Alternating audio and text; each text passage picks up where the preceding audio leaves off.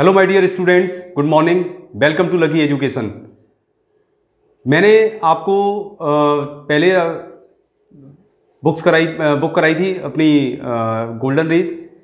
कुछ चैप्टर्स मैंने करा दिए थे, लेकिन अनफॉर्चुनेटली 2 चैप्टर्स उसमें से हट गए। लेकिन कोई दिक्कत नहीं है, क्योंकि जो पढ़ाई होती है वो कभी भी ख़राब नहीं रहती। कुछ सीखने को ही मिला आपको उसमें। इसके अलावा मैंने ग्रामर के भी कुछ टॉपिक करा दिए आपके लिए, और ज़्यादा कुछ नहीं बचा है। इसलिए मैं दोबारा से गोल्डन रेस स्टार्ट कर रहा हूँ, जिससे कि पहले आपकी दोनों बुक्स हो जाएं कंप्लीट, तो फिर ज़्यादा सेक्शन आपका नहीं बचेगा। जल्दी ही आपका सिलेबस कंप्लीट हो जाएगा। तो मैंने जो चैप्टर्स कराए गोल्डन रेस के अंदर, उनमें मैं आपको बाद में अगले वीडियो लेक्चर में बता दूंगा कि कौन कौन से चैप्टर्स हट गए, क्या क्या आपके सिलेबस में बचा है। लेकिन फ़िलहाल थोड़ा सा गैप लगा है बीच में, मैं लेक्चर रिकॉर्ड नहीं कर पाया अपने। कुछ प्रॉब्लम थी मेरे साथ में, फादर की तबीयत ख़राब थी, इसलिए मैं लेक्चर रिकॉर्ड नहीं किए मैंने। तो आज मैं फिर दोबारा से गोल्डन रेस स्टार्ट कर रहा हूँ, और उसका जो चैप्टर है number 6 what is M is with us, उसको मैं स्टार्ट कर रहा हूँ। और एक बहुत ही इंपॉर्टेंट चैप्टर है आपके लिए। और इससे पहले जब आपने चैप्टर स्टार्टिंग में पढ़ा था 2nd नंबर का ऑन वायलेंस, उसमें काफ़ी कुछ आपने समझ लिया है, तो इसलिए ये चैप्टर आपको बहुत आसान लगेगा। आसान इन सेंस कि किस तरीके से हमें एक अच्छे समाज का निर्माण करना है, किस तरीके से अपने देश को डेवलप्ड बनाना है, और कहाँ हमें कमी चल रही है, कहाँ हम अब कुछ ऐसी गलतियाँ कर रहे हैं जिसकी वजह से हम अपने देश को बहुत पीछे ले जा रहे हैं। एडवांस बनाने की बजाय हम अपने देश को थोड़ा सा पीछे ले जा रहे हैं। चैप्टर का जो हेडिंग होता है वो काफ़ी कुछ हमें सोचने पर मजबूर कर देता है कि किस तरीके से हम चैप्टर को पढ़ रहे हैं, क्या हम समझ रहे हैं, और क्या राइटर हमसे कहना चाह रहा है। What is M is with us भी एक ऐसा ही चैप्टर है जिसका अर्थ यदि आप करोगे तो हम में दोष क्या है, इसका अर्थ यदि आप करेंगे तो क्या होगा, हम में दोष क्या है। What is M is with us, तो हम में क्या दोष है। कहने का मतलब ये है कि हम अपनी बात करें, हम इंडिया की बात करें, तो हम बहुत से देशों से पिछड़े हुए हैं। बहुत से देश महाशक्ति के रूप में उभर कर सामने आ चुके हैं, लेकिन आज भी हम पिछड़े हुए। हमारे देशों में हमारी काउंटिंग होती है, इसके पीछे रीज़न क्या है। हम आज भी डेवलप्ड नहीं है, इसके पीछे रीज़न क्या है। हम आज भी एक अच्छे समाज का निर्माण नहीं कर पाते हैं, इसके पीछे रीज़न क्या है। आज भी हमारे अंदर एक सिविक सेंस है, उसकी कमी है, क्या कारण है उसके पीछे। तो कई ऐसे क्वेश्चंस आपके सामने इस चैप्टर के थ्रू आएंगे, जिसका जवाब हमें और आपको ही देना पड़ेगा। राइटर ने एक ऐसा चैप्टर लिख दिया है, क्योंकि ऊपर उसने हेडिंग में ही क्वेश्चन मार्क लगा दिया है। क्या लगा दिया है, what is M is with us, हम में दोष क्या है। तो हमें खुद जानना पड़ेगा, वो हमें बताता चलेगा, वो कंपैरिजन करके बताएगा हमें, और हमें ये पता करना पड़ेगा कि वास्तव में हम गलत कहाँ हैं। एक ऐसा चैप्टर जो आपके दिमाग को एक नई दिशा दे देगा, एक आपको विज़न दे देगा, एक आपको सोच दे देगा, जिससे कि आपको ये पता चले कि हाँ, यदि हम मिलजुल कर काम करें और एक अच्छे समाज का निर्माण कर लें और मानवीयता अपने अंदर रखें, तो हम भी अपने देश को महाशक्तिशाली देशों की कैटेगरी में ले जाकर खड़ा कर सकते हैं। ये इस चैप्टर की मेन थीम रहेगी, जो आपको शुरू से लेकर एंड तक अपने दिमाग में रखनी है। हम सर्वश्रेष्ठ हैं, हमारे अंदर टैलेंट की कमी नहीं है, हमारे अंदर टैलेंट की कमी नहीं है। हमारे स्टूडेंट्स विदेशों में, पूरे वर्ल्ड में जितने भी स्टूडेंट्स हैं, उनसे कहीं ज़्यादा टैलेंटेड हैं। जब ज़्यादा टैलेंटेड है तो देश डेवलप्ड क्यों नहीं हो पा रहा है। कहाँ कमियाँ हमारे अंदर चल रही हैं, क्यों हमारे बच्चे हमारे देश को छोड़कर चले जाते हैं, कहाँ ऐसी कमियाँ हैं हमारे सिस्टम में जिसको हमें सुधारने की आवश्यकता है। इन सब चीज़ों को जब आप देखेंगे, पढ़ेंगे, समझेंगे, तो आपके अंदर एक विज़न बनेगा, एक सोच बनेगी आपकी कि हम ही जिम्मेदार हैं कहीं ना कहीं कि हमारा देश आज डेवलप नहीं है, आज हमारा देश महाशक्तिशाली देशों की कैटेगरी में खड़ा नहीं है। तो क्या कमियां हैं, हम मिलजुल कर काम नहीं करते, हम टूटे हुए हैं, हमें तोड़ दिया गया है और हम बहुत जल्दी टूट जाते हैं। हम जुड़कर काम नहीं करते। आदमी के किसी भी देश की जो प्रोग्रेस होती है वो वहाँ की जनता पर डिपेंड करती है, वहाँ के लोगों पर डिपेंड करती है। यदि हम ही अवेयर नहीं रहेंगे अपने अधिकारों के प्रति, हम ही अपने देश को आगे नहीं ले जाना चाहेंगे, तो दुनिया की कोई ताकत नहीं जो देश को आगे बढ़ा सके। आज आप कहीं कचरा फेंक देते हैं तो आपकी ही जिम्मेदारी है कि आप उस जगह को गंदा कर रहे हैं, जबकि डस्टबिन वगैरह लगे रहते हैं, उस डस्टबिन में डालिए जिससे कि वो जगह गंदी होने से बच सके। लेकिन फिर भी यदि आप यूँ कहें कि मेरा काम है, मैंने तो पटक दिया, कोई उठा लेगा, यदि इस सोच को सभी करते चले जाएं तो कितनी गंदगी हो जाएगी हमारे देश में, सड़कों पर कितना कचरा फैल जाएगा। तो इसको बोलते हैं हम एक सिविक सेंस, एक हमारे अंदर एक नैतिक जो समझदारी होती है, एक अंडरस्टैंडिंग होती है, उसकी हमारे अंदर बहुत कमी है। यही विचार है, यही सोच है जिसकी वजह से हम बहुत पिछड़ रहे हैं। इसी के लिए, इसी को जनरेट करने के लिए ये चैप्टर लिखा गया है। हमें समझने के लिए मजबूर किया गया है कि किस तरीके से हम अपने देश को, अपने समाज को बहुत अच्छा बना सकते हैं। तो हमें दोस्त क्या हैं, बाकी पढ़ने से आपको सब कुछ पता चल जाएगा। मैं स्टार्ट कर रहा हूँ और एक एक वर्ड, एक एक लाइन को आप ज़रा ध्यान से समझेंगे और समझने के बाद उस पर थोड़ा सा कोशिश करें कि हम उस पर, उस चीज़ को समझने के बाद उस पर विचार करें, और विचार करने के साथ साथ हम ये भी समझें कि हमारे देश की भलाई किस में है, हमारे देश का विकास किस तरीके से हो सकता है, हमारा देश महाशक्तिशाली देशों की कैटेगरी में कैसे खड़ा हो सकता है। ये चैप्टर आपको सोचने पर मजबूर कर देगा। स्टार्ट कर रहा हूँ मैं इंडियन इंटेलेक्ट से। इंडियन यानी कि भारतीय, इंटेलेक्ट का मतलब होता है एक बुद्धिमानी, यानी कि नॉलेज, टैलेंट। यहाँ से हम स्टार्ट कर रहे हैं इस चैप्टर को, और कई पार्ट्स में इसको डिवाइड किया गया है और इसका हर हिस्सा कुछ ना कुछ मैसेज देकर हमें जाएगा। आपको भी ज़रूरत है, क्योंकि किसी भी देश की जो जिम्मेदारी होती है, उसको आगे बढ़ाने की, उसको विकसित बनाने की जिम्मेदारी होती है, वो युवाओं के कंधे पर होती है।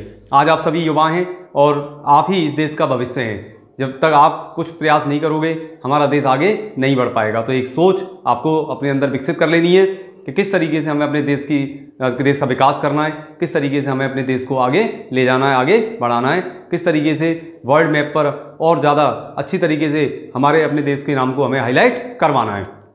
तो मैं स्टार्ट कर रहा हूँ, समझेंगे ध्यान से और विशेष रूप से इस पर गौर करके उसी के अनुसार हम अपने आगे के जो कार्य हैं, आगे के जो एक्ट्स हैं हमारे, उनको करने की कोशिश करेंगे। तो देखिए ज़रा लाइन टू लाइन, समझें ज़रा क्या स्थिति है। तो इंडियन इंटेलेक्ट, इंडियन इंटेलेक्ट का मतलब होता है भारतीय बुद्धिमानी। Ours is a nation of intellectuals. हमारा जो देश है, अवर्स पहले ही उसने यूज कर दिया है, यानी कि हमारा। अवर्स के बाद कोई नाउन नहीं आया, इसका मतलब ये पसेसिव प्रोनाउन नहीं होकर, ये पसेसिव प्रोनाउन नहीं हो पाया, क्योंकि पसेसिव प्रोनाउन जो होता है वो अपने साथ हमेशा नाउन लेता है। ठीक है ना। तो अवर्स इज अ नेशन, हमारा जो राष्ट्र है ऑफ इंटेलेक्चुअल्स, वो बुद्धिजीवियों का राष्ट्र है, बुद्धिजीवियों का देश है। हमारा देश किसका देश है? बुद्धिजीवियों का देश है। It is not said out, ये केवल इसलिए नहीं कहा गया है, देखिए passive voice, it is not said out, ये इसलिए नहीं कहा गया है ऑफ सियर पैट्रियोटिज्म, मात्र या केवल देशभक्ति की वजह से ऐसा नहीं कहा गया है। ऐसा नहीं है कि हम इस बात को यदि कह रहे हैं तो हम देशभक्ति दिखा रहे हैं, इस वजह से केवल ये बात नहीं कही गई है। तो it is not said out, ऐसा इसलिए नहीं कहा गया है, ऐसा केवल इसलिए नहीं कहा गया है ऑफ सियर पैट्रियोटिज्म, कि केवल हम देशभक्ति दिखाना चाहते हों, इस वजह देशभक्ति के कारण हमने ये बात नहीं कही है। Studies at home, studies at home, घर पर जो अध्ययन किया गया है, अपने देश में जो अध्ययन हुआ है, एंड एब्रॉड, और विदेशों में जो अध्ययन किया गया है, हैव रिवील्ड दैट, जब दोनों जगह अध्ययन हुआ है तो तब जाकर ये बात सामने प्रकट हुई है कि हमारे देश में बुद्धिजीवियों की कोई कमी नहीं है, हमारा देश बुद्धिजीवियों का देश है। ये कब पता चला? Studies at home and abroad, घर पर भी अध्ययन किया गया और विदेशों में भी अध्ययन किया गया। हैव रिवील्ड दैट, तब जाके ये बात प्रकट हुई है, रिवील्ड, प्रकट होना। नॉट लॉन्ग एगो, थोड़े समय पहले, नॉट लॉन्ग एगो, थोड़े समय पहले की बात है। अ स्टडी वाज अंडरटेकन, एक अध्ययन किया गया। अ स्टडी वाज अंडरटेकन, एक अध्ययन किया गया in the schools of Britain, Britain के जो विद्यालय हैं, ब्रिटेन के स्कूल्स में, ब्रिटेन के विद्यालयों में एक अध्ययन किया गया। टू फाइंड आउट, ये पता करने के लिए, children of which nation excelled in intelligence, children of which nation, कि किस देश के विद्यार्थी, किस देश के बच्चे एक्सेल्ड, दक्ष हैं, निपुण हैं, इन इंटेलिजेंस, किसमें? बुद्धिमत्ता में, बुद्धिमानी में, किस देश के बच्चे क्या हैं? एक्सपर्ट हैं, दक्ष हैं या निपुण हैं, एक्सेल। इट वॉज डिस्कवर्ड, तो ऐसा पता लगाया गया, इट वॉज डिस्कवर्ड, तो ये पता लगाया गया, पैसिव वॉइस चल रहा है, तो इट वॉज डिस्कवर्ड, तो ये पता लगाया गया दैट इंडियंस वर सुपीरियर, कि भारतीय जो बच्चे थे वो ज़्यादा सर्वश्रेष्ठ थे, to the natives of other countries, जो नेटिव्स हैं, नेटिव्स का मतलब क्या होता है? जो घर में रहने वाले होते हैं, ऑफ अदर कंट्रीज, दूसरे देशों के जो बच्चे हैं, जो यहाँ पर आ जाते हैं पढ़ने के लिए, उनके मुकाबले हमारे देश के बच्चे, हमारे भारत के बच्चे ज़्यादा सर्वश्रेष्ठ हैं, ज़्यादा सर्वश्रेष्ठ थे, ऐसा पता लगा। नेटिव ऑफ अदर कंट्रीज, अन्य देशों में जो बसे हुए लोग हैं, कुछ यहाँ जाते हैं कुछ वहाँ पढ़ते हैं, जो भी अध्ययन किया गया। तो इसमें इस शब्द को लिखें, जो एग्जैक्ट जो वर्ड होता है इसमें जो आया है कि Indians were superior to the natives of other countries, जो अन्य देश हैं उनके जो नेटिव्स हैं, जो रहने वाले लोग हैं, उनकी तुलना में हमारे भारतीय जो बच्चे हैं वो सर्वश्रेष्ठ थे, ये पता लगा। अध्ययन कहाँ किया गया था? ब्रिटेन में। तो आप थोड़ा सा चेंज करेंगे लाइंस को, अध्ययन कहाँ किया गया था? ब्रिटेन में किया गया था। तो ब्रिटेन में जो बस रहे थे, वहाँ पर जो रहने वाले बच्चे थे, उनकी तुलना में हमारे जो भारतीय बच्चे थे वो ज़्यादा सर्वश्रेष्ठ थे। ये ट्रांसफॉर्मेशन की लाइंस होती हैं। थोड़ा सा आपको थोड़ा इसको चेंज करना पड़ेगा, किसके अकॉर्डिंग? According two lines. तो देखें जरा आगे, if that is the truth, यदि यही सच्चाई है, why we are lagging behind, यदि यही सच्चाई है तो हम पिछड़ क्यों रहे हैं? फिर लैगिंग बिहाइंड, हम पिछड़ क्यों रहे हैं? देखिए कुछ वर्ड मीनिंग्स आज मैंने पीछे यहाँ नहीं लिखे हैं, लेकिन मैं जब नेक्स्ट वीडियो लेक्चर रिकॉर्ड करूँगा तो इसके जो वर्ड मीनिंग्स हैं वो आप सभी को मिल जाएंगे। तो आगे इसने कहा if that is the truth, यदि यही सच्चाई है तो why we are lagging behind, तो हम पिछड़ क्यों रहे हैं? क्यों पिछड़ रहे हैं हम? अदर सुपर पावर्स, जो अन्य महाशक्तियाँ हैं, अन्य जो महाशक्तियाँ हैं उनकी तुलना में हम पिछड़ क्यों रहे हैं? सुपर पावर्स शक्तियाँ, तो महाशक्तिशाली जो देश हैं अन्य, उनकी तुलना में हम पिछड़ क्यों रहे हैं? Why there is brain drain, हमारे यहाँ से प्रतिभा पलायन क्यों हो रहा है? फ्रॉम अवर कंट्री, हमारे देश से प्रतिभा पलायन क्यों हो रहा है? टू अदर एफ्लुएंट नेशंस, जो दूसरे कैसे लोग होते हैं, जो दूसरे कहना चाहिए कि दूसरे जो लोग होते हैं ना, वो कैसे होते हैं? एफ्लुएंट नेशंस, जो कि इतने ज़्यादा एफ्लुएंट नहीं है, इतने ज़्यादा समृद्ध वो देश नहीं है, उनकी तुलना में हमारे जो देश के बच्चे हैं उनका जो ब्रेन है, यानी कि हमारी जो प्रतिभा है, उसका पलायन क्यों हो रहा है? Our country to other affluent nations, जो दूसरे जो देश के जो लोग हैं जो वहाँ रहते हैं, उनकी वहाँ पर क्यों पलायन किया जा रहा है, क्यों पलायन हो रहा है? Why our imports exceed our exports, why our imports, हमारे जो आयात है एक्सीड, वो ज़्यादा क्यों है? आवर एक्सपोर्ट्स, हमारे निर्यात की तुलना, हमारा जो निर्यात है वो कम है और हमारा आयात ज़्यादा है, ऐसा क्यों है? हम ज़्यादा क्यों लेते हैं, कम क्यों बेचते हैं, ऐसा क्यों है? ऐसा क्यों है? क्या कारण है इसके पीछे? Why we look to developed nations for help, हम क्यों मुंह ताकते हैं, हम क्यों देखते रहते हैं, किसके लिए? लुक टू डेवलप्ड नेशन, हम विकसित राष्ट्रों की तरफ क्यों एक तरीके से उनका मुंह ताकते रहते हैं? फॉर हेल्प, किसके लिए? मदद के लिए। ऐसी कहाँ दिक्कत आ रही है? जब हमारे देश में प्रतिभा है, टैलेंट है, तो फिर हम क्यों दूसरे देशों का मुंह ताकते रहते हैं? क्यों दूसरे देशों से हम उम्मीद रखते हैं कि हमारी मदद करें? Look to developed nations for help and aid, और मदद और सहायता क्यों मांगने की कोशिश हम करते हैं? वेयर वी आर एमिस, हम कहाँ गलत हैं, हमारे अंदर कहाँ दोष है, कहाँ गड़बड़ी हो गई है? Where we are amiss, amiss का मतलब कहाँ गड़बड़ी है, कहाँ दोष है हम लोगों के अंदर, जिसकी वजह से ये सब कुछ होता चला जा रहा है? क्यों प्रतिभा पलायन हो रहा है? क्यों हम विकसित देशों का मुंह ताकते रहते हैं मदद के लिए? क्यों हम उनसे सहायता मांगते रहते हैं, सहायता की उम्मीद करते हैं? क्यों सब कुछ हो रहा है? ये क्या है इसके पीछे कारण? ये हमें पता लगाने की बहुत ज़्यादा ज़रूरत है। Saying so does not mean our progress is not, saying so, ऐसा कहना, सेइंग सो, ऐसा कहना, डज नॉट मीन, इसका ये मतलब नहीं है आवर प्रोग्रेस इज नॉट, कि हमारी प्रोग्रेस जीरो है। हमारी प्रोग्रेस बिल्कुल कैसी है? जीरो है, बिल्कुल नहीं है, नगण्य है। तो सेइंग सो, ऐसा कहते हुए डज नॉट मीन, तो ऐसा कहने के बाद ये मतलब भी नहीं है आवर प्रोग्रेस इज नॉट, कि हमारी जो प्रोग्रेस है, हमारी जो तरक्की है, हमारी जो प्रोग्रेस हुई है वो नगण्य है, ऐसा भी नहीं है। द भाखड़ा नागल डैम्स, भाखड़ा नागल पंजाब में पड़ता है, Bhakra Nangal dams, Bhilai, Rourkela, Durgapur steel plants, Tarapur nuclear reactor etcetera, ऐसा नहीं है कि हमारी प्रोग्रेस नगण्य है, हमने बहुत अच्छे अच्छे काम भी किए हैं, ऐसी बात नहीं है। भाखड़ा नागल डैम बनाया, बिजली बनती है वहाँ से। भिलाई, राउरकेला, दुर्गापुर स्टील प्लांट, गुजरात, ये बिहार में है और बहुत बड़े बड़े स्टील के प्लांट्स हैं यहाँ पर। तारापुर न्यूक्लियर रिएक्टर, तारापुर का जो न्यूक्लियर रिएक्टर है, जो परमाणु जो रिएक्टर है, जिससे वहाँ पर भी लाइट बनती है, etcetera, are some of our big achievement. ये सब हमारी कुछ बहुत बड़ी उपलब्धियाँ हैं।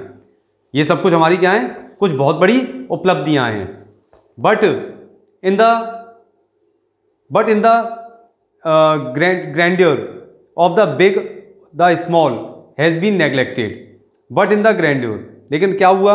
लेकिन एक सबसे बड़ी दिक्कत ये हो गई, बट इन द ग्रैंडियर, लेकिन इसके मुकाबले में कि क्या किया हमने? Of the big the small has been neglected.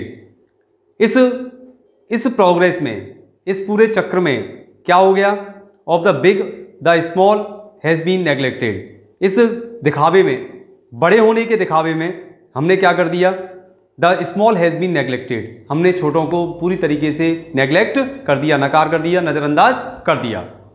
तो बड़ा बनने की जो होड़ है उसमें हमने छोटों को क्या कर दिया? पूरी तरीके से नज़रअंदाज कर दिया। तो एक बहुत इंपॉर्टेंट जो चीज़ है, जो आप समझेंगे इसमें जो लाइन आई है, कि हमने उपलब्धियां बहुत हासिल की हैं, इनमें से कुछ ऊपर उन्होंने मेंशन कर दी हैं। But in the grandeur of the big, लेकिन हमारी जो इस तरीके की जो पूरी यात्राएं नहीं, जो हमारी उपलब्धियां नहीं, उनकी जो यात्राएं थी, उनमें क्या क्या किया हमने? ऑफ द बिग, जो बड़ी बड़ी यात्राएं नहीं हमारी, the small has been neglected. हमने छोटी छोटी चीज़ों को हमने क्या कर दिया? नज़रअंदाज कर दिया। E.F. Schumacher was not wrong. E.F. Schumacher गलत नहीं थे। When he captioned his best seller, जब उन्होंने क्या किया? जब उन्होंने when he captioned his best seller small is beautiful, जब उन्होंने लॉन्च किया किसको? हिज बेस्ट सेलर, सबसे ज़्यादा बिकने वाली जो उनकी बुक थी उसका नाम था स्मॉल इज ब्यूटीफुल। छोटा ही सबसे ज़्यादा खूबसूरत होता है, सुंदर होता है। जब वो भी गलत नहीं थे, जब उन्होंने इस तरीके की जो अपनी किताब थी उसका क्या किया? जब उन्होंने इस तरीके का विचार रखा। When he captioned his best seller, जो उनकी सबसे ज़्यादा बिकने वाली किताब थी, उसमें जब उन्होंने ये विचार रखा कि स्मॉल इज ब्यूटीफुल, तो वो अपनी जगह गलत नहीं थे। Here are a few instances to show, यहाँ पर कुछ ऐसे उदाहरण हैं टू शो, ये बताने के लिए, how the neglect of these small, कि जिस प्रकार से हमने इन छोटी छोटी चीज़ों को नकार दिया है, हमने छोटी छोटी चीज़ों को जिस प्रकार से नकार दिया है, जिस प्रकार से नकारा है, but important issues has hampered our glory. वहीं क्या हुआ है? लेकिन हमारे जो बड़े बड़े जो मुद्दे हैं, बड़े बड़े जो विषय हैं, हैज़ हैम्पर्ड, वो बाधित हुए, बाधित कर दिया है उसने, आवर ग्लोरी, उसने हमारी महिमा को बाधित कर दिया है।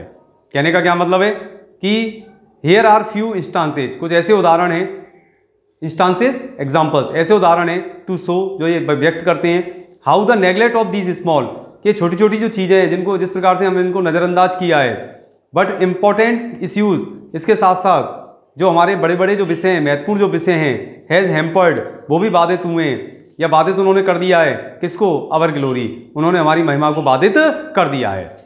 तो कहने का मतलब है कि यदि हम छोटी छोटी चीज़ों को देखेंगे तो बड़ी बड़ी चीज़ें अपने आप सही होती चली जाएंगी। इसका मेन जो बताने का जो उद्देश्य है वो यही है। क्या उद्देश्य है? कि छोटी छोटी चीज़ों को आप सही करते चलें, बड़ी बड़ी चीज़ें अपने आप सही होती चली जाएंगी। जबकि हम क्या कर देते हैं? हम बड़ी बड़ी चीज़ों को तो सही कर देते हैं, छोटी चीज़ें हमारी सब गड़बड़ हो जाती हैं, और आगे चल के वही छोटी छोटी चीज़ें जो गड़बड़ हुई वो बड़ी चीज़ों को भी पूरी तरीके से डिस्टर्ब कर देती हैं। ठीक है ना? तो यहाँ पर कुछ ऐसे वर्ड मीनिंग्स हैं जिनको कि आप नोट करें और अंडरलाइन कर लें। अगले वीडियो लेक्चर में मैं स्टार्ट करने से पहले जो आपका अगला वो आएगा, social behaviour and civic sense, start करने से पहले मैं वर्ड मीनिंग्स यहाँ लिखकर फिर दोबारा से थोड़ा सा इस पैराग्राफ को ब्रीफ कर दूंगा। तब तक आप पढ़ते रहें और अगले वीडियो लेक्चर में आप जो भी आपको बताया जाएगा उसका वेट करें और वीडियो देखते रहें। Thank you.